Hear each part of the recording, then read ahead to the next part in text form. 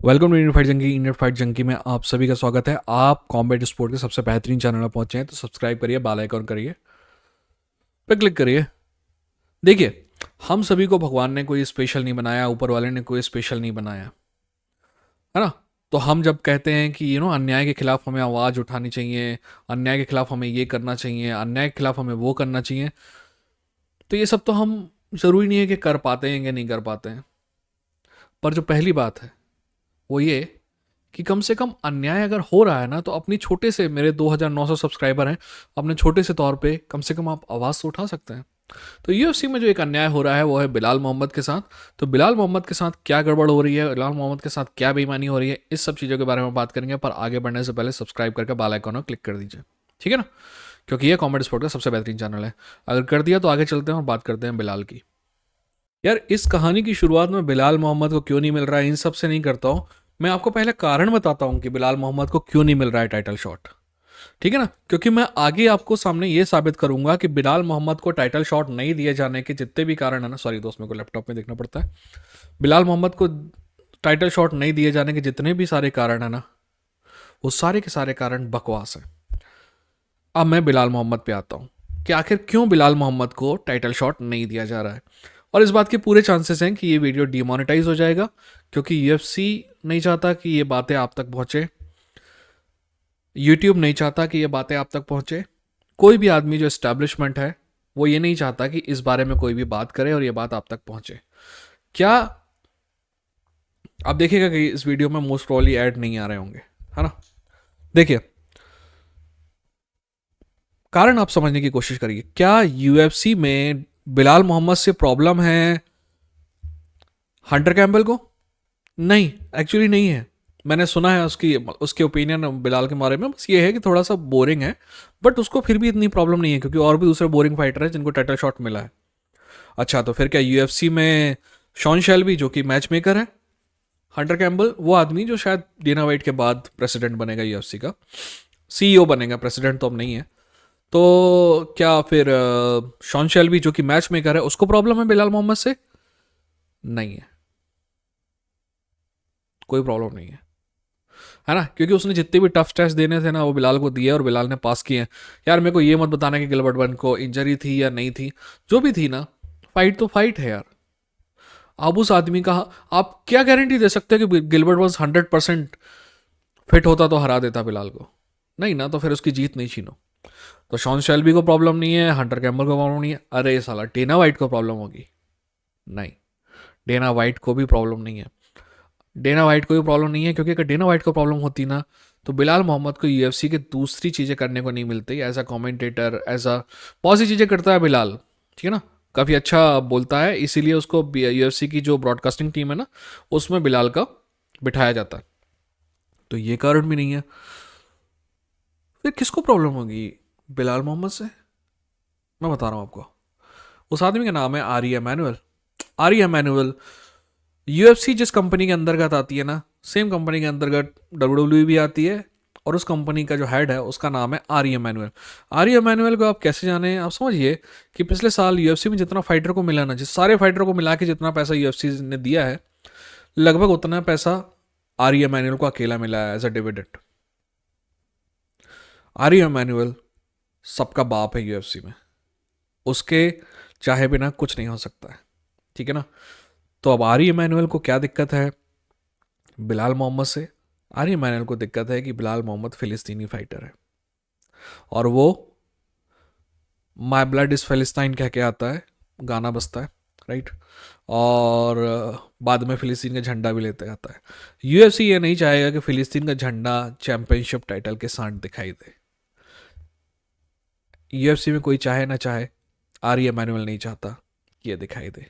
दोस्त, आप लोगों को पता नहीं है, मतलब मैं जिस जिस फील्ड में काम नहीं करता, मैं बहुत ज़्यादा कहने का मतलब है इंटरेस्ट रखता हूँ अमेरिकन पॉलिटिक्स में। आरी एमैनुअल और उसका भाई रैम एमैनुअल वर्ल्ड क्लास कमीने, वर्ल्ड क्लास कमीने। ठीक है ना। मैं आपको इसके भाई के दो चार एक आध दो बातें बता देता हूँ, ठीक है ना। जब इसका भाई जो रैम एमेनुअल है, जब शिकागो का चीफ हुआ करता, शिकागो का मेयर हुआ करता था, तब वहाँ बहुत सारे मर्डर केस हुए, इन्हें छपा दिया ताकि ये मेयर का चुनाव जीत सके, ठीक है। और उससे भी पहले की बात बताता हूँ, मेरे को जिंदगी में पहली बार कब पता चला आर्य एमेनुअल के, राम एमेनुअल के बारे में। राम एमेनुअल क्या है कि चीफ ऑफ स्टाफ हुआ करता था बराक ओबामा का। तो वहां पे जो मेडिकेयर पास हुआ ना, ओबामा केयर जिसको कहते हैं, वो बहुत ही घटिया सा लेजिस्लेशन है। उसके पहले एक मेडिकेयर फॉर ऑल प्रेस होने वाला था। जैसे कि इंडिया में एक्चुअली पता है आपको, मेडिकेयर जो है बहुत सस्ता है अमेरिका के मुकाबले। अमेरिका में आपको छींक भी आएगी ना तो आपकी टट्टी निकल जाएगी बिल देते देते, ठीक है।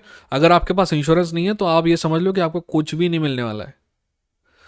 पर इसका एक अल्टरनेटिव था जो मेडिकेयर फॉर ऑल था, वो बनाने की कोशिश कर रहे थे। तो उस सबको दबाने का काम किसने किया? और राम एमेनुअल ने। राम एमेनुअल भाई जो है आजकल मेरे ख्याल से जापान में एम्बेसडर है या कहीं और एम्बेसडर है। तगड़ी चीज़ है वो डेमोक्रेट पार्टी के अंदर, और वर्ल्ड का हरामी भी है, ठीक है। आर्य एमेनुअल की भी हरकतें कुछ ऐसी हैं। यार आदमी को पैसा कमाना है ना, तो मेरे को कोई प्रॉब्लम नहीं है कि आप कैसे भी कमाओ, इसलिए आर्य मैनुअल के लिए इतना वो नहीं है। बट जब इसराइल का इशू आता है ना, तो चाहे वो आर्य मैनुअल हो चाहे राम मैनुअल हो, वो नहीं होने देंगे कि वहाँ पे फिलिस्तीन का झंडा चैंपियनशिप के साथ हो। तो क्या इसका मतलब ये है कि बिलाल मोहम्मद को चांस नहीं मिलेगा? मेरे ख्याल से वो हर कोशिश करेंगे कि बिलाल मोहम्मद को चांस नहीं मिले। पर मैं आगे आपको जो चीज़ें बताऊंगा उससे ये साबित होगा कि उनके पास कोई ऑप्शन ही नहीं है बिलाल मोहम्मद के अलावा टाइटल शॉट देने का, ठीक है ना। तो क्या बिलाल मोहम्मद को टाइटल शॉट देंगे? वो देंगे तब जब उनको यकीन होगा कि बिलाल मोहम्मद हारेगा। और मेरे ख्याल से लियोन एडवर्ड्स एक ऐसा फाइटर है जिसको अभी देख के लगता है कि वो किसी को भी हरा सकता है। माफ़ करना दोस्त, मेरा काम का के लिए देखना पड़ता है इधर, है ना, बाकी कुछ नहीं है ना। सॉरी। तो बिलाल मोहम्मद अब जब यूएफसी को लग रहा है कि लियोन एडवर्ड्स से हार सकता है बिलाल मोहम्मद, तो फिर क्यों नहीं चांस मिल रहा उसको? तो भी वो कोशिश कर रहे हैं कि हर कारण देख ले कि भाई यार इससे फाइट करा लो, उससे फाइट करा लो, दुनिया भर से फाइट करा लो, बिलाल को फाइट ना देना पड़े। और बिलाल को मजबूर करो कि एक आध और फाइट ले ले। यार शफकत के खिलाफ फाइट ले लेना, तू तू हार गया ना, फिर झंझट खत्म है, ठीक है। तो मैं आपको बताता हूँ। सबसे पहली बात है कि बिलाल मोहम्मद ना नंबर वन कंटेंडर है, आप सभी को पता है। तो डिजर्व तो बिलाल मोहम्मद करता है। एक्चुअली रैंकिंग के हिसाब से नंबर वन कंटेंडर बिलाल नहीं है, उस्मान है। पर उस बारे में भी हम बात करेंगे, ठीक है ना। अभी सबके मन में दिमाग में ये आ रहा था कि बिलाल यार नंबर वन, मतलब नंबर वन कंटेंडर एक प्रकार से बिलाल ही है। आप उस्मान को 2 मिनट के लिए एक्सक्यूज कर दीजिए, क्योंकि मैं बताऊंगा क्यों करना है आपको, ठीक है। बैकअप फाइटर वो बन गया बिलाल जो है इनकी टाइटल फाइट के लिए, तो फिर तो उसी को मिलना चाहिए लॉजिक के हिसाब से, है ना। वैसे हमेशा नहीं मिलता, बट फिर भी मिलना चाहिए। पर फिर भी जब डेना वाइट से पूछा जाता है कि कौन है नेक्स्ट, तो डेना वाइट कहता आई डोंट नो अबाउट इट। और मैं भी आपको साबित करूंगा कि बिलाल के अलावा कोई और हो ही नहीं सकता नेक्स्ट, पॉसिबल ही नहीं है कि कोई और हो, ठीक है। पर फिर भी डेना वाइट कहता है कि I don't know about that. Leon Edwards Leon Edwards कहता है कि अदर ऑप्शंस हैं। कौन सी ऑप्शन है मेरे भैया? लियोन एडवर्ड्स, पता है आपको, जब ये कहते समय लियोन एडवर्ड्स एक और बात बोलता है कि मैं भी तो 10 फाइट विनिंग स्ट्रीक पे था, फिर भी मेरे को टाइटल शॉट नहीं मिला। जब तेरे को तू 10 फाइट विनिंग स्ट्रीक में था और जब तेरे को टाइटल शॉट नहीं मिला, तो वो बेईमानी थी कि नहीं थी? जब एक चीज तेरे साथ बेईमानी है तो बिलाल के साथ वो बेईमानी क्यों नहीं है? जब एक चीज तुम्हारे साथ हो रही थी तो इट वॉज रॉन्ग, तो बिलाल के साथ जब सेम चीज हो रही है तो why that is not wrong in your eyes? Either you think you are special और you think that that guy is not special.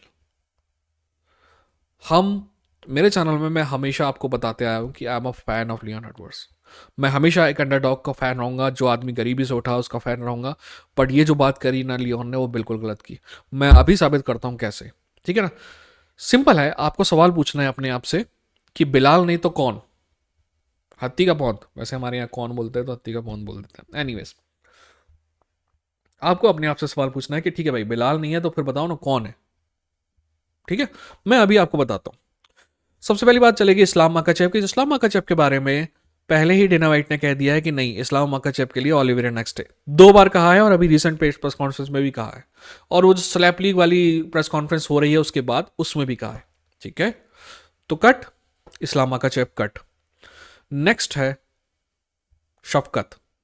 शफकत के बारे में डेना वाइट ने कहा हाँ पॉसिबल है, पर शफकत नहीं हो सकती। शफकत को जब डेना वाइट ने बताया नहीं था उसके बाद हमें पता चला कि शफकत को इंजरी थी, एंकल इंजरी थी।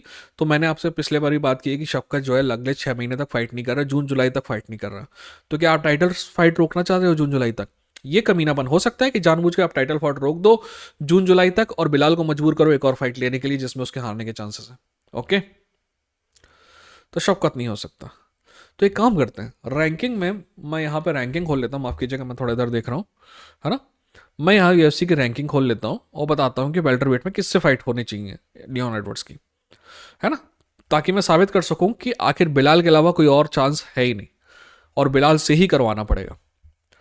सबसे पहले कमारू उस्मान है नंबर 1 कंटेंडर, उसको छोड़ दो क्योंकि ऑलरेडी बिलाल कमारू उस्मान को 2 बार हरा चुका है लियोन एडवर्ड्स। ठीक है, और उसके बाद कमारू उस्मान 185 में हम जैसे भी हार गया, तो जो फाइटर 3 लगातार लॉस से आ रहा है तो उसको टाइटल शॉट नहीं मिलेगा। नंबर 2 बिलाल मोहम्मद है, इसको वो देना नहीं चाहते पर वही डिजर्विंग है। नंबर 3 शफकत है, शफकत को जैसे कि मैंने अभी बात की आपसे इंजरी हो गई। नंबर 4 गिलबर्ट है, गिलबर्ट की ऑलरेडी फाइट तय है। गिलबर्ट बंस किससे फाइट कर रहा है? मेरे हिसाब से शॉन ब्रेडी से फाइट कर रहा है क्या? नहीं, मैंने आपको बताया था गिलबर्ट किससे फाइट कर रहा है, 1 सेकंड होल्ड करिए। गिलबर्ट बंस जैक डेला मेडलेना से फाइट कर रहा है, तो उसकी तो फाइट तय है। 4 नंबर पे गिलबर्ट है, 5 नंबर पे कोवी कविंगटन है। कोवी कविंगटन को तो अब भी हराया है और एक तरफा फाइट थी तो दोबारा उससे तो हो नहीं सकती। नंबर 6 पे स्टीवन थॉमसन है, अगर ये फाइट होती तो I will be happy, but ये फाइट हो नहीं सकती क्योंकि स्टीवन थॉमसन अब भी हारा है। ओके, नंबर 7 पे शॉन ब्रेडी है, शॉन ब्रेडी को बिलाल मोहम्मद हरा चुका है, तो उसको क्रॉस करके तो नहीं जाना चाहिए। और वैसे भी शॉन ब्रेडी की फाइट जो है वो तय हो गई है। विसेंटे लुके की अब भी फाइट थी, पर विसेंटे लुके जो है जो अगली पिछले 3-4 फाइट में शायद 3 फाइट में 2-1 है, तो उसको नहीं मिलेगा। फिर नंबर 10 पे है इयान मचाटो गैरी। इयान मचाटो गैरी की फाइट ऑलरेडी जेफ नील से तय है। और नंबर 8 है जेफ नील, नंबर 8 है जेफ नील, जेफ नील की इयान मचाटो गैरी से है। और नंबर 10 पे है मचाटो गैरी, उसकी उससे तय। तो 1 नंबर से लेके 10 नंबर तक मैंने आपको फाइटर बताया जिनसे लियोन एडवर्ड्स की फाइट हो ही नहीं सकती। 11 नंबर पे जाऊं क्या? 11 नंबर पे जैक डेला मेडलेना है, उसकी फाइट ऑलरेडी तय है। 12 पे जाऊं क्या? केविन हॉलैंड है, केविन हॉलैंड की फाइट ऑलरेडी तय है। किससे? सॉरी, जैक डेला मेडलेना की तय है आपके गिलबर्ट बर्न्स से। और नंबर 12 पे केविन हॉलैंड है, केविन हॉलैंड की माइकल वेनम पेस से फाइट तय है। ठीक है, और दूर जाऊं क्या? नील मैग्नी, नील मैग्नी अब हार से आ रहा है तो उसको फाइट नहीं मिलेगा टाइटल शॉट। कि ऐसा हार के आ रहा है। नंबर 15 पे फकर दिनौफ है, राइट, फक्र वाला फक्र, फकर वाला फक नहीं यार। अब बताओ ना मेरे को, आप कोई और ऑप्शन है बिलाल के अलावा?